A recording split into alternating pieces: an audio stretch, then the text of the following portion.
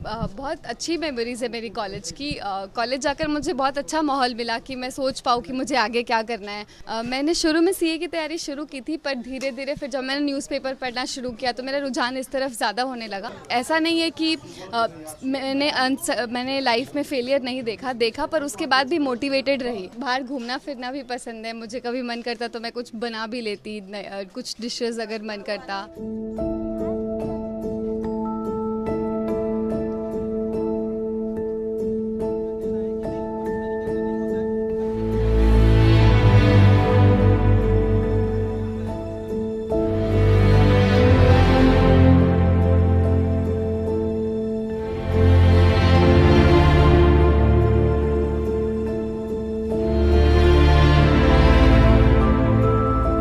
बिहार का बक्सर इन दिनों या कल से खबरों में है, क्योंकि वहाँ से ताल्लुक़ रखने वाली, उस शहर से ताल्लुक़ रखने वाली एक लड़की जो कि यहाँ से पढ़ते हुए दिल्ली विश्वविद्यालय तक गई और उन्होंने इस बीच सेकेंड अटेम्प्ट में सेकेंड रैंक हासिल किया है यूपीएससी की परीक्षा में, जिसे देश के कठिनतम एग्जाम्स के तौर पर जाना जाता है।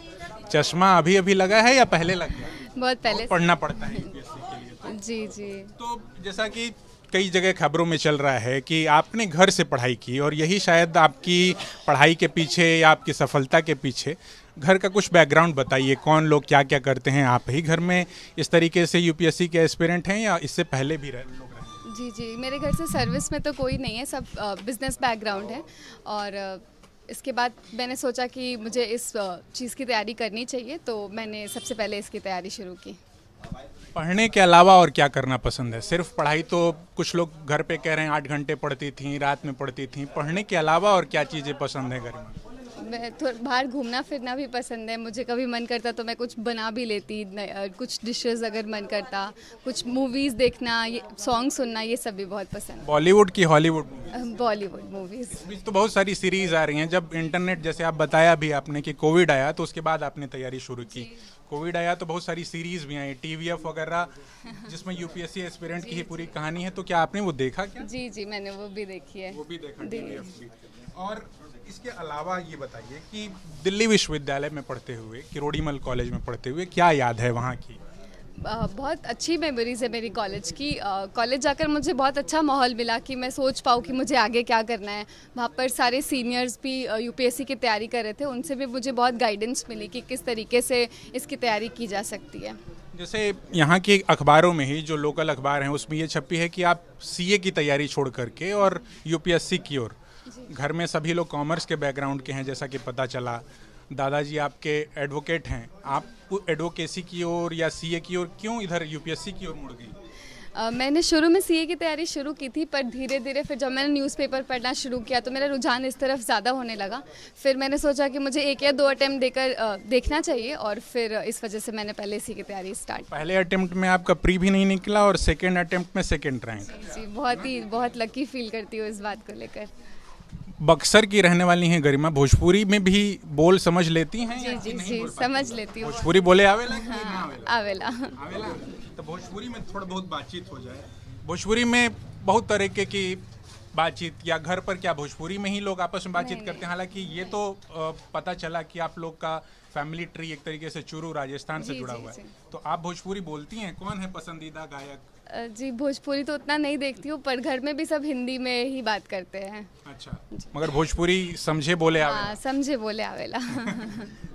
आपको आती है भोजपुरी बोलनी? तो बढ़िया। मैं समझ जाती हूँ मगर उतना बोल नहीं पाती हूँ। आप कहाँ की रहने वाली? मैं पटना की रहने वाली हूँ। तो पटना में भी तो भोजपुरी कमोबेश बोली हमारे घर में जैसे कि हिंदी और राजस्थानी बोली चलती है। मैं मारवाड़ी फैमिली है ना, तो बस हिंदी और मारवाड़ी।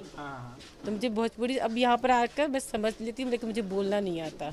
जैसे जब कल से न सिर्फ गरिमा की बातचीत चल रही है मीडिया में, आपकी भी बातचीत चल रही है कि आप भी उनके साथ साथ जगी रहती थी, रात में खिलाना पिलाना या इनके पूरे शेड्यूल का ख्याल रखना, और माँ के लिए। और इन ऐसा ये भी खबर में है, चारों तरफ है कि भाई पिता का इंतकाल हो गया साल 15 में। उसके बाद कैसा था एक अकेली माँ के लिए अपनी बेटी को पढ़ाना लिखाना, वहाँ यहाँ तक पहुँचाना, आपके लिए कैसा है ये सब से क्या बता सकते हैं, ये तो खुद सब महसूस कर सकते हैं। इसे बताना कुछ ज़रूरी मैं नहीं समझती हूँ, खुद महसूस कर सकते हैं आप लोग। भावुक हो रही हैं? इस मैटर में मैं ज़्यादा नहीं बोल सकती हूँ बस। कौन सा काडर? अब तक काडर ऑर्डर सोच लिया, बहुत सारे लोग टॉपर्स होने के बावजूद भी आईपीएस की ओर जाना चाहते हैं, बहुत सारे लोग आईएएस ही, उसमें भी आ रहा है कि बिहार काडर है ना। बिहार से बहुत सारी उम्मीदें जुड़ जाती हैं। बिहार में यूपीएससी एक दौर में बहुत ज़्यादा नंबर ऑफ जो हैं स्टूडेंट्स compete भी करते थे और सफल भी होते थे। इस बीच जब थोड़ी इंग्लिश की बात आ गई है, जैसे भी आप भी कॉन्वेंट स्कूल से पढ़ी, फिर दिल्ली विश्वविद्यालय से पढ़ी, तो थ्रू आउट इंग्लिश पढ़ा होगा आपने, है ना। तो हिंदी वाले या बडिंग एस्पिरेंट्स जो हैं उनके लिए क्या है कि आप भी पहली बार नहीं निकाल पाई, दूसरी बार मैं निकाला, तो उनके लिए क्या कहना है कि मेरी भी स्टोरी को एक एग्जाम्पल की तरह लीजिए।